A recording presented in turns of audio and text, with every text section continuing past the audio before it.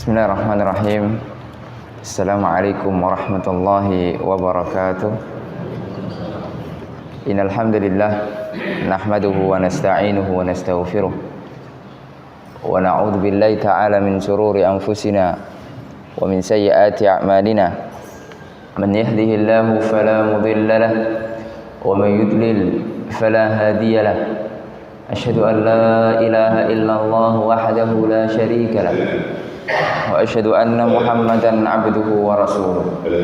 Qala Allah tabaraka wa ta'ala, ya ayyuhalladzina amanu taqullaha wa qulu qawlan sadida yuslih lakum a'malakum wa yaghfir lakum dhunubakum wa man yuti'illaha wa rasulahu faqad faza fawzan 'azima.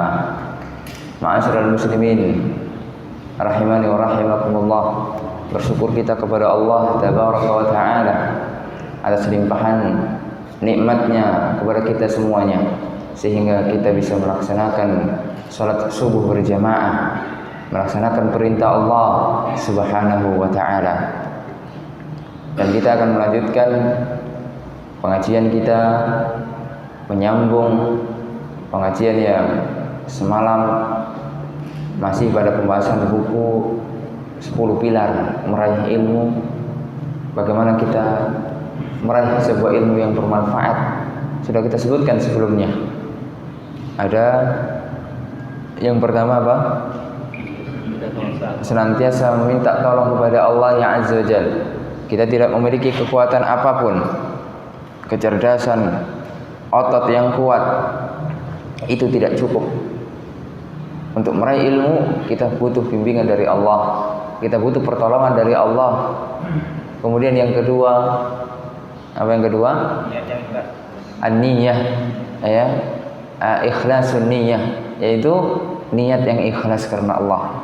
Karena ilmu akan diperoleh oleh seseorang biqadri niyatih, ya, tergantung kadar keikhlasannya. Semakin ikhlas, maka semakin banyak ilmu yang diterima, semakin barakah, semakin bermanfaat.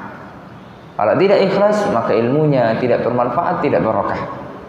Kemudian yang berikutnya, senantiasa meminta apa? At-taufiq, kemampuan, ya, untuk dimudahkan segala macam urusan di dalam meraih ilmu. Lalu yang keempat kita sebutkan adalah apa? Bersihnya hati, ya. Hati ada kotorannya.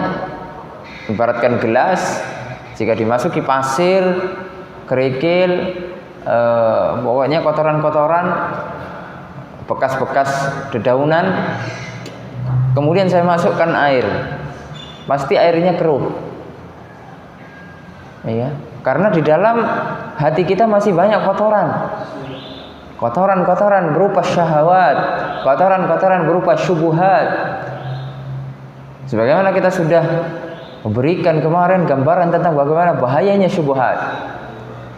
Orang melakukan kesesatan tapi menganggap itu sebuah ibadah kepada Allah, menganggap itu sebuah pahala yang akan diraih dengan perbuatan tersebut.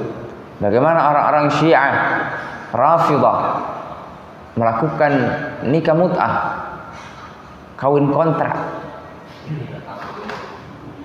Mereka meyakini itu berpahala besar dari Allah Azza wa Jalla.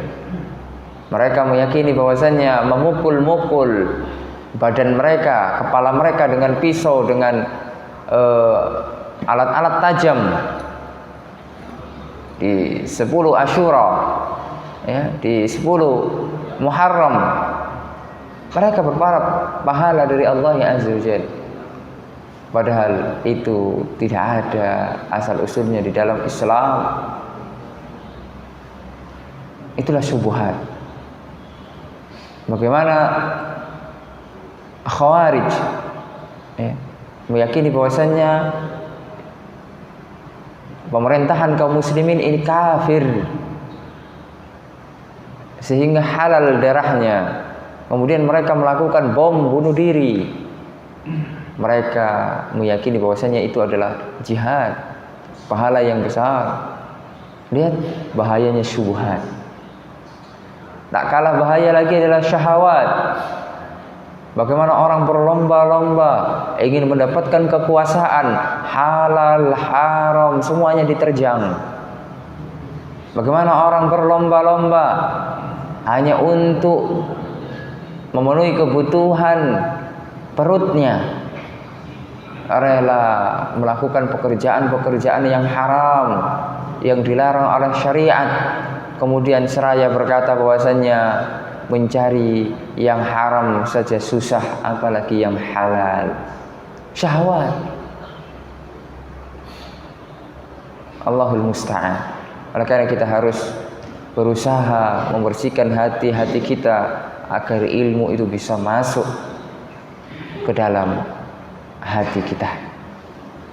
Kemudian pilar yang berikutnya, 6 pilar berikutnya ini merupakan qaul dari ulama besar Al-Imam Asy-Syafi'i rahimahullahu taala. Beliau pernah mengatakan, ya akhi, lan tanalal ilma illa bisittatin sa'umbika an tafsiliha bibayanin. Wahai saudaraku, kalian tidak akan pernah mendapatkan ilmu kecuali dengan 6 hal ini. Akan aku jelaskan apa 6 hal yang akan aku jelaskan 6 hal tersebut. Apa itu? Yang pertama adalah zakaun. Jadi di antara 10 pilar meraih ilmu adalah kecerdasan. Perlu Pak kita memiliki kecerdasan. Kecerdasan kata para ulama ada 2. Kecerdasan dari lahir, ya memang keturunan orang-orang cerdas, atau kecerdasan yang dilatih. Ya, kecerdasan kasbi yang dilatih dengan belajar, dengan terus berinteraksi dengan ilmu. Bisa saja orang-orang yang cerdas dari lahir, keturunan, ini dikalahkan dengan orang-orang yang awalnya tidak cerdas, lalu berusaha belajar, tidak putus asa. Sedangkan orang-orang yang awalnya malas-malasan, dikalahkan. Ya. Oleh karena kecerdasan saja tidak cukup. Oleh karena 10 pilar ini saling berkaitan. Dahulu ada seorang tokoh yang cerdasnya luar biasa, namanya Wasil bin Atha. Siapa namanya? Wasil bin Atha. Ini orang cerdas luar biasa. Tahu antum kebiasaan Wasil bin Atha ini? Kebiasaan Wasil bin Atha itu satu kita simpan di rumah. Wasil bin Atha tidak. Kebiasaan Wasil bin Atha itu nyewa maktabah. Apa? Nyewa maktabah. Nyewa perpustakaan. Tidak ada yang boleh masuk kecuali buku-buku yang ada di perpustakaan itu sudah dibaca semua oleh Wasil bin Atha. Dan bukunya yang nggak hanya 1-2, ribuan. Itu selesai dibaca oleh Wasil bin Atha. Pernah suatu ketika Wasil bin Atha ini ingin dipermalukan oleh sahabat-sahabatnya, teman-temannya. Karena Wasil bin Atha ini cadel. Tahu cadel ya? Apa? Tidak bisa ngomong R, ya. Sehingga ingin dipermalukan oleh teman-temannya, biar orang-orang tahu bahwasanya Wasil bin Atha ini cadel gitu. Tidak ada konfirmasi, tidak ada pemberitahuan sebelumnya. Tiba-tiba Wasil bin Atha suruh khutbah, suruh ceramah di depan khalayak ramai ketika itu ada acara. Ya ini mempermalukan sehingga agar orang-orang tertawakan Wasil bin Atha tanpa persiapan, tanpa adanya materi yang disuguhkan atau yang lain. Tentunya kalau kita mungkin ya kebetulan gitu, apalagi mungkin banyak sekali yang hadir. Kemudian Wasil bin Atha saking cerdasnya dan membuat orang-orang tercengang, membuat orang-orang takjub dan kejut. Selama khutbah dari awal sampai akhir tidak ada terucap huruf ra. ada terucap huruf ro, saking cerdas masuk di apa. Sudah merasa bahwa saya dirinya mau dijebak. Tapi orang cerdas.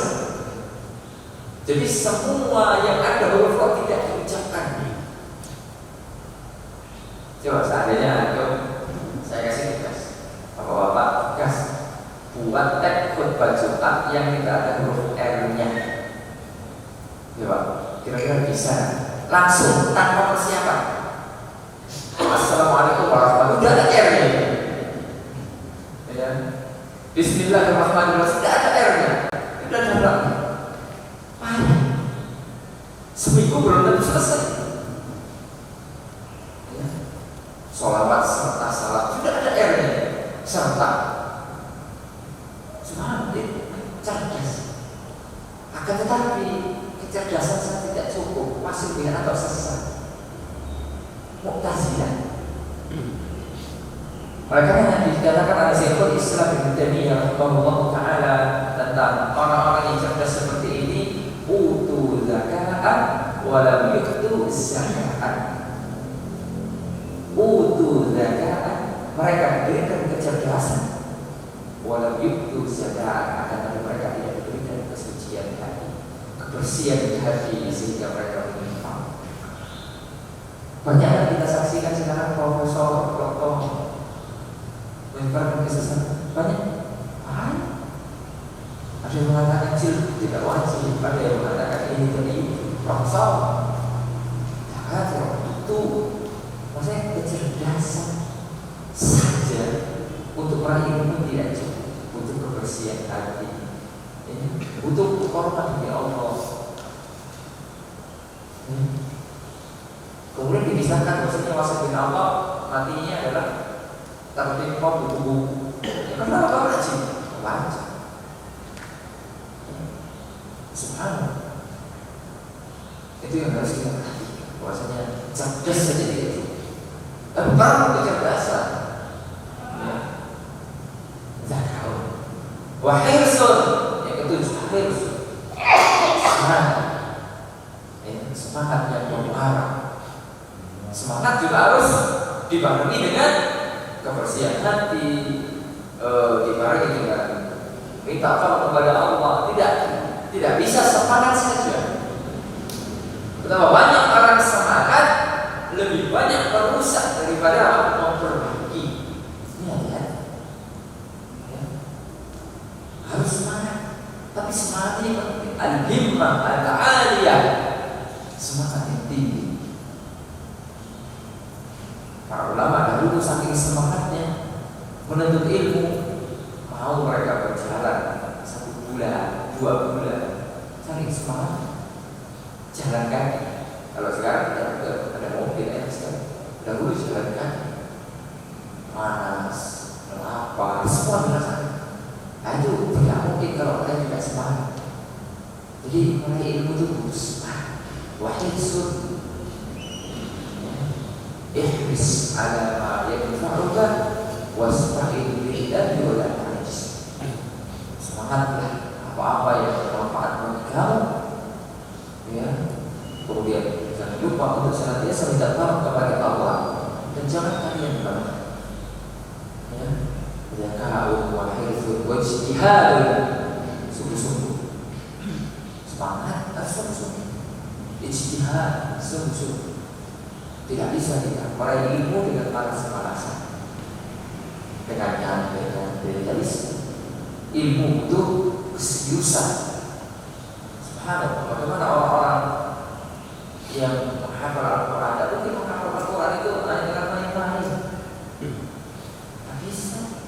Harus serius, meluangkan waktu. Gak bisa kita main-main, apalagi ada cuma sekedar lewat begitu saja, pengajian begini begitu, tidak ada keseriusan. Kemudian mau jadi ulama gak bisa. Pengajian hanya sepekan sekali, sebulan sekali, kemudian pengennya jadi ulama besar, gak bisa. Al-Imam Nawawi itu sehari semalam itu belajarnya 12 mata pelajaran. kajiannya 12 kali sehari. Makanya sebenarnya besar. Dan kajiannya bukan kita yang ringan, kita besar. Ada para ulama dengan guru-guru yang berbeda. Dari Imam An-Nawawi. Bagaimana semangat dia? Al-Imam An-Nawawi selama puluhan tahun itu tidak pernah mengajar tidur. Tidak pernah mengajar untuk tidur. Tapi apa? Ketiduran. Kalau kita kan memang sengaja tidur, ya, wudu, ya, istiqomah ma'amud, wahya. Di dalam kajian itu demikian, istiqomah ma'amud, wahya, nyender. Ya. Saking semangat itu. Ya. Al-Imam An-Nawawi lihat semangat sungguh-sungguhnya beliau. Oleh karenanya juga mungkin karena keikhlasan beliau, ilmunya tersebar sampai sekarang. Tidak ada di satu masjid kecuali di sana dikaji kitab-kitabnya Imam An-Nawawi, Riyadhus Shalihin, Al-Arba'in An-Nawawi. Allah, padahal Imam An-Nawawi ya wafat sudah lama sekali, sekitar tahun 676. Abad ke-7, sekarang kita sudah abad ke-15.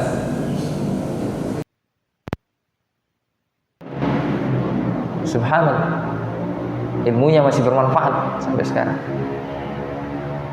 Jadi tidak bisa kita meraih ilmu dengan santai-santai, ya, dengan ngantuk-ngantuk, dengan harus semangat, ya, harus semangat.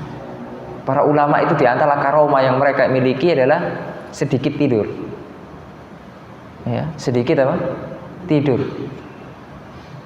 Ya. Guru-guru kita yang ada di Mesir, ada di Saudi, ya, itu kalau kita perhatikan sangat sedikit tidurnya, paling lama 2 jam. Itu kan karomah. Bagaimana itu di luar kebiasaan manusia. Kalau menurut dokter normal berapa? 8 jam. Itu pun kadang tambahnya 8 jam juga, 16 jam. Ya. Allahul musta'an. Jadi kehidupan kita hanya untuk tidur. Ini para ulama. Ya. Subhanallah. Luar biasa. Sibukan mereka tetap belajar. Meskipun mereka sudah jadi ulama tapi belajar. Ya. Karena tidak bisa meninggalkan belajar, tidak bisa. Ya. Nah, itu yang keberapa itu? Ke-8. Kemudian sisa yang kedua, ya, dzakaun wa hirsun wajtihadun, ya, wa bulghatun. Nah, ini yang ke-8 ya. Wa bulghatun. Menuntut ilmu butuh bekal. Ya, menuntut ilmu itu butuh modal. Para ulama dahulu itu sampai ada dikisahkan cuma punya 1 baju. Karena kemana baju-baju yang lain dijual untuk belajar. Ya, dijual baju-baju mereka hanya demi belajar. Ya, subhanallah. Lihat bagaimana perjuangan mereka. Bahkan sampai genteng-genteng rumah mereka itu dijual untuk belajar menuntut ilmu. Bayangkan, ya, saking pengennya meraih ilmu, semua hartanya habis dilakukan atau dihabiskan, dibelanjakan untuk ilmu. Allahu akbar. Bagaimana lihat potret para ulama kita, ya, hanya untuk ilmu dan ilmu. Dan sekarang pada zaman dahulu itu kitab-kitab itu tidak semurah sekarang. Sekarang ini murah-murah. Buku-buku itu sekarang murah-murah. Dahulu itu ilmu itu mahal. Apalagi di saat keemasan Islam, ya, kekhalifahan al-Islamiyah. Itu buku-buku itu para ulama mahal-mahal itu karena tulisan tangan. Ya, tidak murah. Makanya butuh modal. Ya, bahkan sampai ratusan dinar, ribuan dinar, miliaran. Ya. Mabulghah, butuh modal. Oleh karena ketika kita sekarang membiayai anak kita, selama kita mampu Pak, lakukan. Karena itu apa? Investasi akhirat kita. Karena adalah apa? Investasi akhirat kita. Selama kita mampu, ya sudah, kita biayai anak kita sampai kemanapun dia belajar. Kalau kita belum bisa belajar, ya generasi selanjutnya. Ya, kalau kita tidak demikian, lalu kapan lagi kita akan memiliki andil untuk menegakkan agama Allah? Harus saling ta'awun alal birri wat taqwa. Kalau kita sudah tidak bisa lagi belajar secara fokus karena kita juga sudah banyak kesibukan dunia-dunia, minimal kita punya ya aset, kita biayai para penuntut ilmu. Ajib, luar biasa. Pernah datang kepada Rasul sallallahu alaihi wasallam, wahai Rasul, saya bekerja, kemudian dengan hasil pekerjaan saya itu untuk membiayai adik saya yang sedang belajar. Kata Nabi Muhammad SAW, la'alla turzaqu bih. Ya.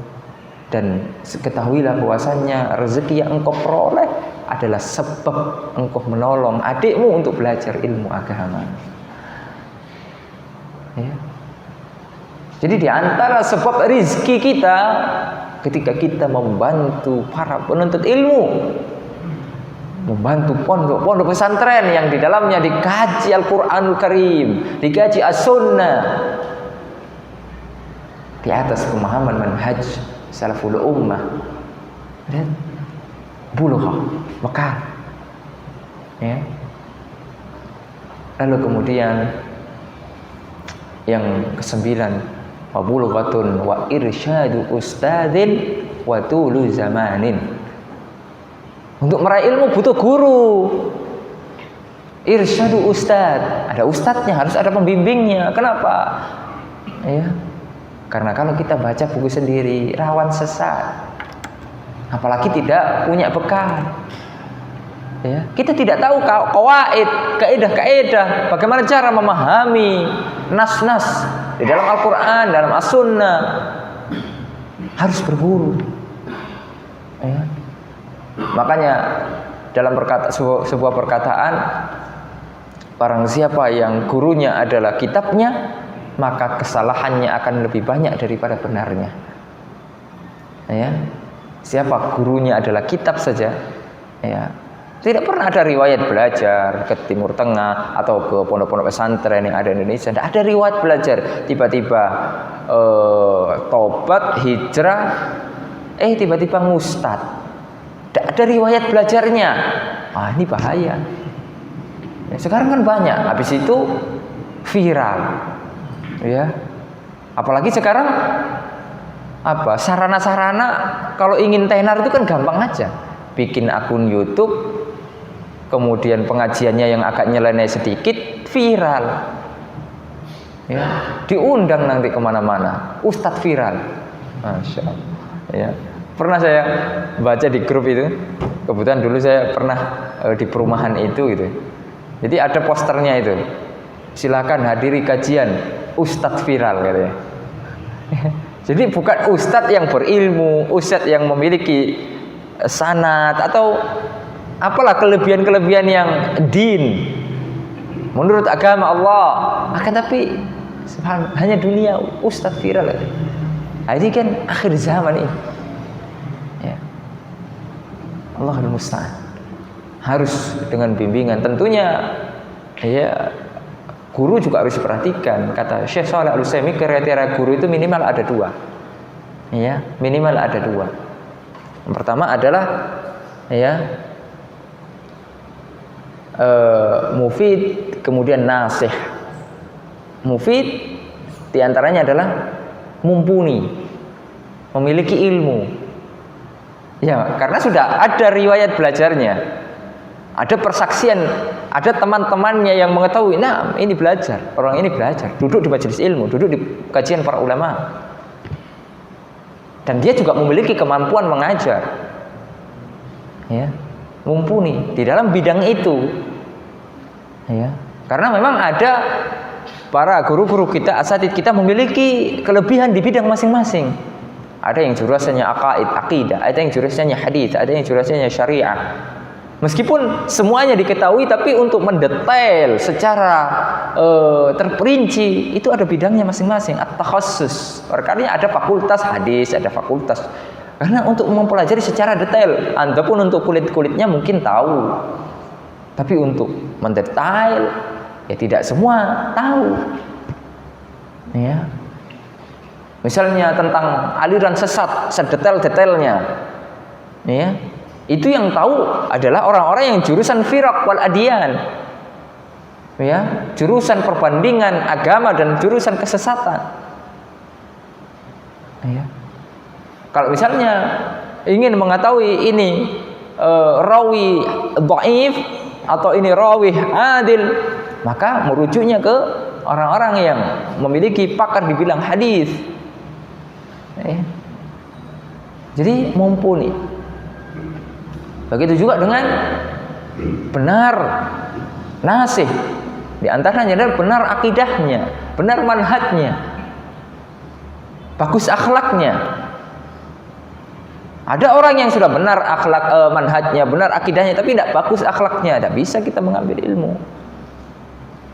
Ya. Contohnya misalnya ada salah satu ustadz kita tahu ya kehidupan sehari-harinya. Kerjaannya setiap hari adalah melawan pada orang tua, durhaka kepada orang tua. Tidak layak diambil ilmunya. Tidak layak diambil ilmunya, ngomong sama orang tuanya bentak-bentak. Ya, tidak layak ini diambil ilmunya. Ini tidak berakhlak. Ya, tidak berakhlak. Ya, selain kita mempertahankan akidah, manhaj, akhlak. Ya. Akhlak yang mulia. Lihat, ya, bagaimana Islam sangat mendetail. Karena ilmu bagian dari agama Allah. Al-Imam Ibnu Sirin mengatakan di dalam muqaddimah Sahih Muslim, ya, inna hadza la ilma dinun fanzuru amman ta'khuduna dinakum. Sesungguhnya ilmu, ya, bagian dari agama Allah. Menuntut ilmu ini adalah bagian dari agama. Maka lihat dengan siapa kalian mengambil ilmu agama kalian. Apalagi sekarang zaman, ya, termasuk zaman pandemi ini bagi kita juga zaman fitnah. Sehingga kita bebas ngaji di YouTube. Kalau ustadz-ustadznya jelas, ya itu bagus. Tapi kadang kan lewat ustadz-ustadz yang nggak jelas, ya, penasaran, apalagi judulnya menarik, ya, wih ini apa ini? Kayaknya lagi viral ini, tonton ah. Awalnya tonton ah, oh iya, ya. Habis itu ketagihan loh, kok kayak gini ya? Kayaknya ini ada benarnya juga. Udah ada benarnya, subhat itu. Kok ada benarnya ya? Jangan-jangan saya ini yang salah, saya nih. Ustadz saya ini salah ini. Ini yang benar nih. Hati-hati. Sekarang seperti itu, hati-hati. Ngaji YouTube pun harus selektif. Yang sudah jelas-jelas saja. Banyak kok ustadz kita yang ada di YouTube. Apa salahnya kita mendengarkan sampai selesai? Apalagi kajian-kajian yang kitab yang rutin. Ya, Dr. Firanda itu kajiannya di YouTube melimpah. Itu saja kita dengarkan. Faedahnya besar. Ya, faedahnya besar. Ya. Mumpuni keilmuannya diakui oleh para ulama, murid-muridnya para ulama. Ya. Dengan ustadz kita yang lain. Ya. Ustadz Yazid juga banyak. Kita tonton saja itu. Ustadz Abdul Hakim banyak. Ya. Subhanallah. Bukan berarti kita menyerukan untuk ta'assub, tidak. Ya. Selama siapa saja yang kita tonton berada di atas manhajus salaf, silakan. Ya. Tidak harus ta'assub dengan media-media tertentu atau ma'had-ma'had tertentu, yayasan-yayasan tertentu, tidak. Karena manhajus salaf berlepas diri dari hizbiyah. Tidak ada hizbiyah, sekat-sekat. di dalam dakwah ini, tidak ada. Ya, karena itu semuanya yayasan, ma'had, radio-radio, TV-TV itu hanya wasilah. Ya, wasilah untuk mempermudah dakwah. Ya. Hanya wasilah. Bukan ghayah. Kalau semua wasilah ini jadi ghayah, rusak. Saling hasad, saling dengki, perpecahan, dan ini sering terjadi. Oleh karenanya, ya para pengurus yayasan, orang-orang yang berkecimpung di dalam media-media harus dibersihkan hatinya, dikuatkan akidahnya. Tidak ada yang diharapkan kecuali ridho dari Allah yang Azza wa Jalla. Ya. Sehingga apa yang dilakukan mimbabi ta'awun 'alal birri wat taqwa, bukan untuk menang-menangan, bukan untuk eksis-eksisan, bukan untuk pengen dikenal, bukan untuk pengen diakui, tidak. Ya, hati-hati. Ya, jadi kembali kepada irsyad ustadz, bimbingan ustadz. Kenapa kok penting bimbingan ustadz ini? Karena kalau kita baca kitab sendiri ini lama. Kalau dibimbing sama ustadz, ustadz sudah baca duluan, sudah diringkas dari kitab-kitab yang banyak, sehingga kan enak saja. Ya, ini nanti halaman ini ada yang salah. Tolong betulkan. Nanti halaman yang itu tulisannya agak salah sedikit, tolong dibenarkan. Jadi enak. Kalau kita baca sendiri, tidak ada bimbingan, kita sudah merasa tahu, padahal itu salah pemahaman kita. Sudah merasa paham, padahal salah. Dan itu banyak terjadi. Ya, banyak terjadi. Ya, oleh karenanya perlu bimbingan guru. Ya, terutama guru-guru yang kibar, yang senior, ya, yang sepuh. Karena Nabi mengatakan al-barakatu ma'a akabirikum, keberkahan, ya, keberkahan bersama ulama-ulama kibar. Kibar di dalam usia, kibar di dalam apa? Ilmu. Kita di Masjid Nabawi itu yang ngajar saya di fakultas hadis itu para doktor, profesor. Ya. Para doktor, profesor. Tapi rata-rata usianya masih muda, 40 tahun, 45 tahun, ya 35, 40. Ketika maghrib, mereka semuanya duduk di majelisnya Syekh Abdul Muhsin Al-Abbad, bapaknya Syekh Abdul Razak, hafizahullah ta'ala, yang usianya sepuh di dalam usia, keilmuannya juga lebih mendalam, sudah hampir 90 tahun. Ya, subhanallah. Dan beliau istiqomah mengajarkan hadis-hadis Rasul sallallahu alaihi wasallam. Ya, subhanallah. Lihat bagaimana ilmu itu diambil dari guru-guru. Subhanallah. Di Arab Saudi juga masih banyak ulama-ulama kibar. Di antaranya kibarul ulama yang sangat disegani oleh dunia sampai saat ini yang masih hidup adalah Syekh Shalih Fauzan, hafizahullah ta'ala wa ra'ah. Semoga Allah Subhanahu wa taala memanjangkan umur beliau di atas ketaatan, ya, sehingga bisa membimbing umat. Subhanallah. Ya. Jadi kita bisa, ya, ngaji dengan beliau, video-video beliau tersebar, kajian-kajian kitab beliau tersebar, fatwa-fatwa beliau tersebar. Sehingga kita ngaji sama beliau, ya, dengan meskipun melalui virtual, melalui YouTube, melalui Zoom atau yang lain. Jangan antum pikir antum saja yang butuh ngaji, ustadz juga butuh ngaji. Alhamdulillah di grup Multaqa Duat Indonesia Salafi itu ngajinya itu hampir tiap hari ada ngaji sama para ulama di Saudi melalui Zoom. Ya, ada seminggu sekali, biasanya tematik. Ya. Biasanya ngundang ulama-ulama besar juga. Ya, kemarin terakhir saya mengundang, kebetulan saya juga diamanai untuk biasanya mengundang para masyayikh untuk wilayah Mesir.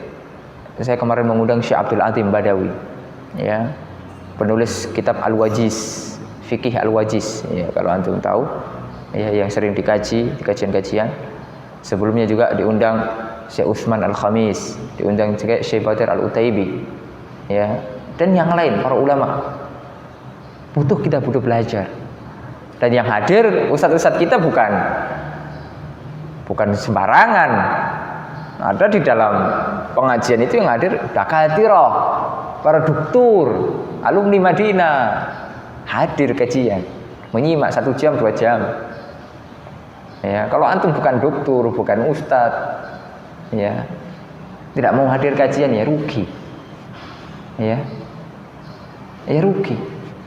Kita para asatidzah masih butuh bimbingan para ulama. Kita sering tawasul dengan mereka dengan media-media, yaitu melalui WhatsApp atau apa, bertanya tentang banyak permasalahan umat. Karena kita tidak bisa menentukan sendiri, apalagi masalah-masalah pelik. Masalah misalnya tentang pandemi, masalah tentang khilafiyah ini dan itu, kita butuh bimbingan para ulama. Tidak bisa kita buka-buka kitab, kita jawab sendiri, tidak bisa. Ya, irsyadu ustaz, bimbingan guru. Kemudian yang terakhir, ya, sebelum kita tutup, yaitu apa? Watulu zamanin, lama waktunya belajar itu. Ya, jangan pikir antum daurah 2 hari kayak gini, pulang-pulang udah bisa berfatwa. Ya, buka tanya jawab di YouTube, silakan tanya saya, semua saya akan jawab. Tidak bisa. Apalagi sekarang zamannya Instagram itu, tanya saya masalah agama. Naudzubillah. Bahaya ini. Bermudah-mudah orang menjawab pertanyaan. Ya, hati-hati. Ya. Oleh karena para ulama mengatakan man takallama fi ghairi fannihi ata bil ajaib.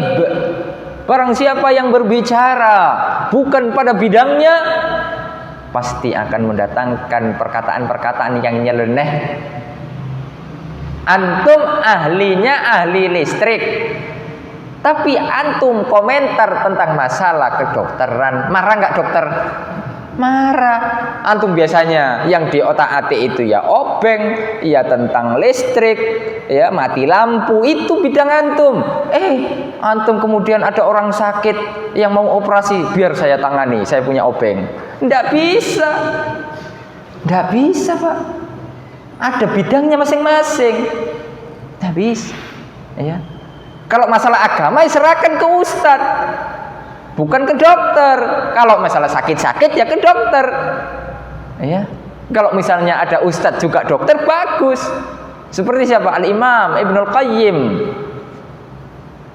Al-Jauziyah. Beliau adalah ulama sekaligus tabib, sekaligus dokter. Ya, kitab-kitab beliau sangat luar biasa, memiliki kitab Tibun Nawawi. Beliau punya kitab Ada wa Dawa, penyakit dan obatnya. Subhanallah. Ya. Harus kita berbicara sesuai dengan kapasitas apa bidang kita. Ya, gak bisa kita sembarangan, Pak. Ya, terburu-buru. Apalagi baru ngaji. Kalau sudah baru ngaji ini jangan banyak berkomentar, hati-hati. Ya, ini penyakit kebanyakan ikhwan. Baru ngaji, baru hijrah, ini sudah banyak komentar. Orang-orang baru ngaji itu belajar, duduk, mendengarkan. Itu yang harus dilakukan. Tasma'una, kaedahnya itu. Kalau kita baru ngaji, marhalah kita untuk awal-awal ngaji itu tasma'una, kalian duduk mendengarkan, jangan berbicara. Ya, fokus duduk. Nanti kalau mau berbicara ada saatnya. Ya, harus duduk dulu. Kenapa? Ya itulah fase-fase yang harus dilakukan. Duduk, mendengarkan, kemudian menghafalkan, mencatat, baru bisa menyampaikan ilmu. Ya. Jadi tidak bisa sembarangan. Daurah 1 pekan sudah ditulis, ya, LD, lulusan daurah misalnya, ya, fulan LD bukan LC, LD, lulusan daurah, ya, harus bahaya, ya, apa istilahnya? Makanya para ulama mengatakan at-tasaddur, berbahayanya tasaddur, ya, sebelum waktunya, ya. Kalau hanya cuma kultum ya, ilmu yang atau khutbah Jumat ikhwan-ikhwan bisa ya, yang disampaikan itu memang hak kebenaran ya, atau sudah ada panduan-panduan bukunya, tidak masalah. Tentunya butuh ilmu juga bagaimana syurutnya ya, tidak sembarangan juga ya.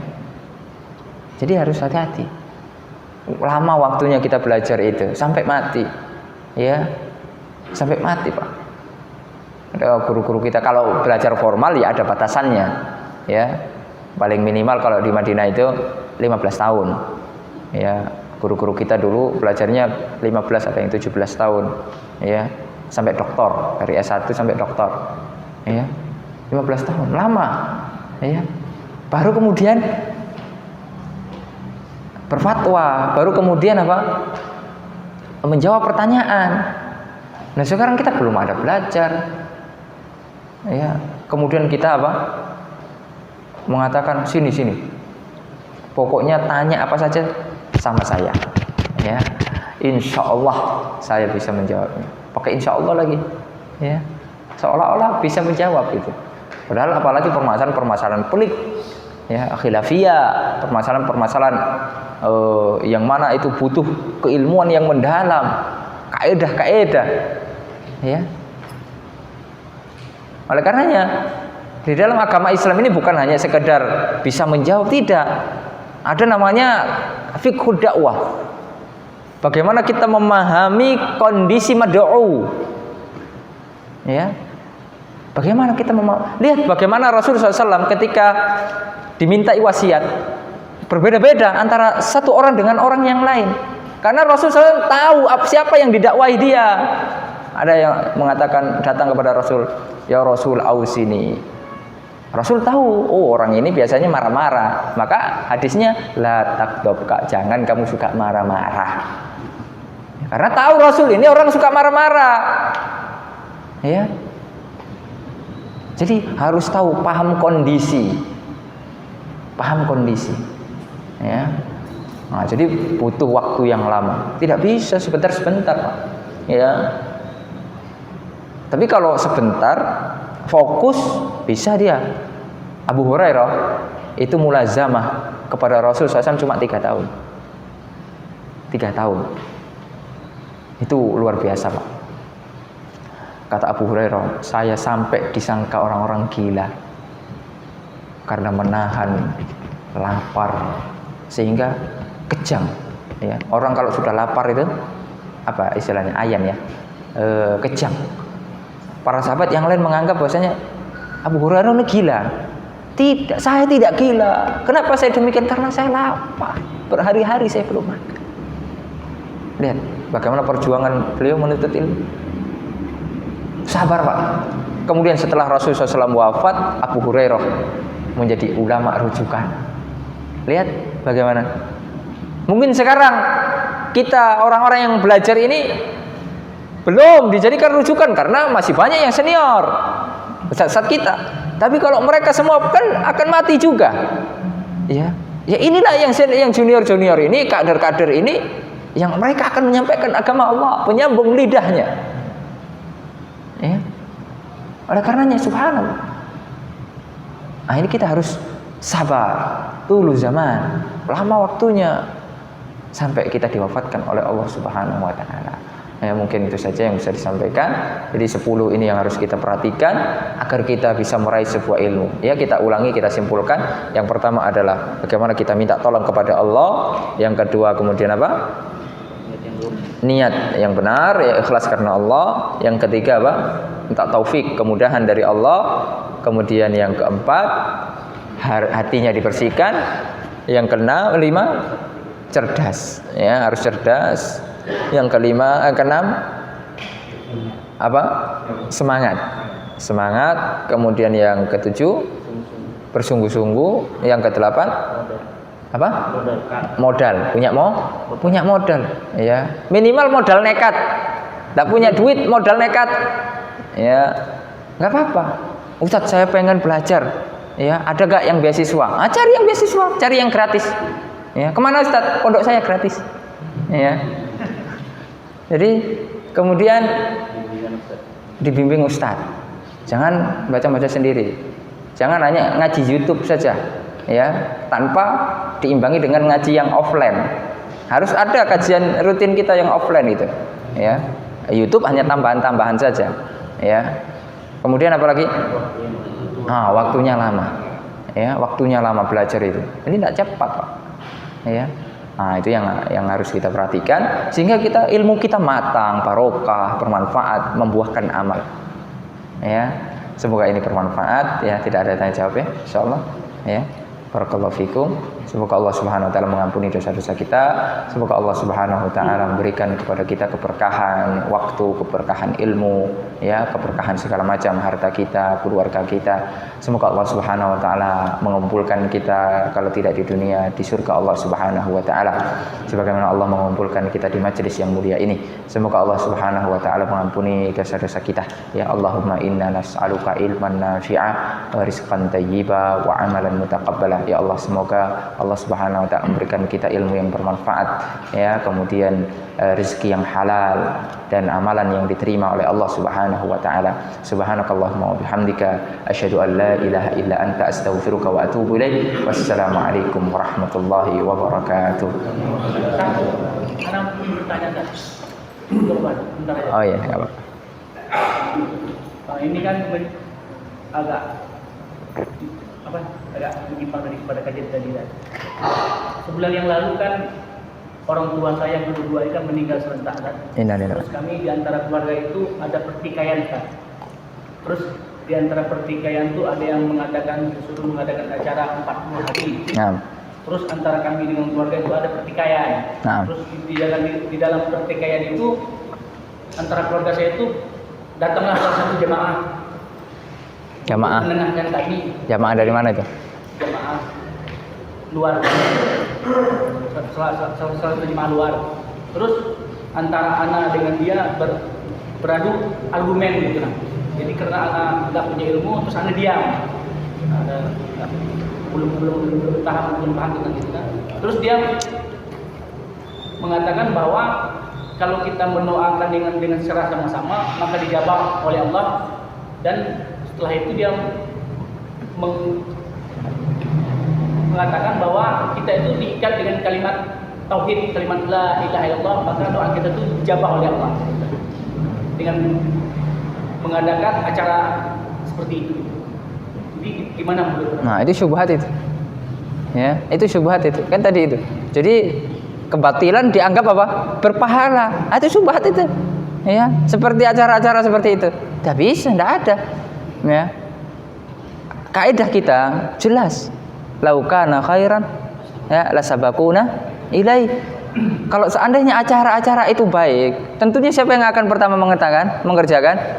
Para sahabat. Sahabat itu tidak pernah meninggalkan kebaikan, tidak pernah.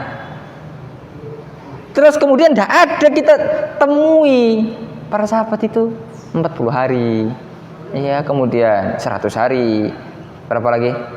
1000 hari, tidak ada. Ya, kalau ada datangkan riwayat itu yang sahih, yang benar-benar dari sahabat, bukan yang mutaakhirin. Kalau mutaakhirin itu karena sudah ada yang melakukan itu kemudian diislamikan. Itu mutaakhirin itu. Tapi rujukan kita kan bukan mutaakhirin, orang-orang yang belakangan, tapi mutaqaddimin, salaf. Kan kita manhaj salaf. Manhajnya orang-orang dahulu siapa? Rasulullah, sahabat. Begitu. Ya. Kalau sekarang dicari-cari di ulama mutakhirin ada itu. Karena apa? Karena memang wakilnya sudah ada, diislamisasi. Ya. Itu awalnya bukan dari Islam, kemudian diislamisasi. Mereka ngakui sendiri kok. Ya. Siapa itu Pak Idrus itu ngakui sendiri kok. Ya, Pak Idrus itu. Ya. Katanya, ya sudah, memang ini bid'ah mungkar. Dan itu di kitab-kitab Syafi'iyah dijelaskan. Siapa yang mengingkarinya dapat pahala loh. Dapat pahala. Ya. Tapi kan di masyarakat kita sudah jadi budaya. Nah, itu kan alasannya budaya, bukan syariat. Kalau kita mengingkari, kita dimusuhi masyarakat. Ya memang pasti dimusuhi kita. Tapi bagaimana kita masih hikmah? Ya, tentunya menyampaikan dengan baik. Ya, kalau misalnya Bapak mau melakukan silahkan saja, tapi saya berlepas diri sebagai anak. Misalnya saudara antum misalnya mau melakukan, kita kan misalnya bersaudara 5 orang, orang tua kita meninggal, nggak sepemahaman nih, kita sudah ngaji, ada saudara saya kita belum, ya. Tapi kita sudah sampaikan, kakak, adik, ya mohon maaf, ya. Kalau misalnya nanti ada iuran apa, abang infakkan ada ke yang lain yang lebih jelas pahalanya. Untuk pembangunan masjid, pondok pesantren, lebih sampai pahalanya, ya. Sudah jelas. Ya, idza matal insanu in qata amalu illa min salas, shadaqatin jariyah. Sedekah jariyah itu ya sampai itu. Ya. Sedekah jariyah. Itu yang jelas. Jadi enggak apa-apa kalau misalnya adik mau buat, abang berlepas diri. Kalau misalnya kakak mau buat, abang berlepas diri. Kita tidak ada dosa. Sudah situ aja. Kalau kita tidak punya ilmu, yang penting kita lembut, hikmah, berakhlak yang mulia, enggak usah kita bertengkar-bertengkar, teriak-teriak. Sudah. Ya. Ya, yang penting kita sudah sampaikan al-haq, kemudian kita diam. Ustaz, yang jadinya yang didoakan bersama-sama tapi kita diikat dengan kalimat tauhid tadi, Ustaz. Ya, itu kan syubhat itu. Itu kan syubhat itu. Ya, nah, itu kan tadi syubhat. Ya.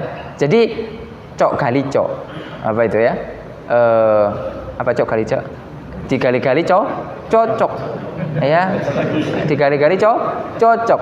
Gak bisa seperti itu. Agama ini bukan martabak dicampur-campur mateng, enggak, ya. Ada enggak nasnya? Nah, itu, ya. Jadi itu hanya cuma seperti. Agama kita menganjurkan persatuan. Tapi persatuan di atas apa? Ya. Di atas sunnah, di atas tauhid. Nah itu.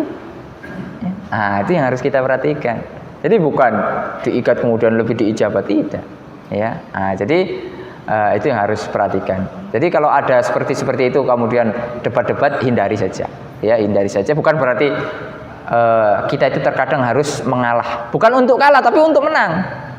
Kalau kita mengalah untuk kalah itu salah. Jadi kalau kita mengalah untuk menang itu benar. Ya. Nah, apa caranya? Antum mengalah, antum beli buku-buku, kasih dia. Nah, kalau ada rezeki beli buku, kasih aja dia. Nah, jadi situ aja sudah. Ya, kita tidak punya ilmu untuk mendebat, untuk membantai, ya sudah. Kita beli buku-buku yang membahas tentang itu sudah. Ah, ini rujukan saya, tolong dibaca saja. Sudah cukup. Hidayah dari Allah Subhanahu Wa Taala. Walhamdulillah banyak yang seperti ini, Pak. Kita di pedalaman itu seperti itu. Ada orang-orang yang macam-macam itu, ya udahlah. Kita punya buku, ya. Sebagian ustaz-ustaz kita itu punya buku, dikasih aja. Ya, awalnya menjelek-jelekkan kita, alhamdulillah beberapa waktu kemudian buku itu dijadikan rujukan untuk khutbah Jumat. Nah, kan kita tidak tahu. Hidayah di tangan Allah ya azza wajalla. Nah, jadi seperti itu ya.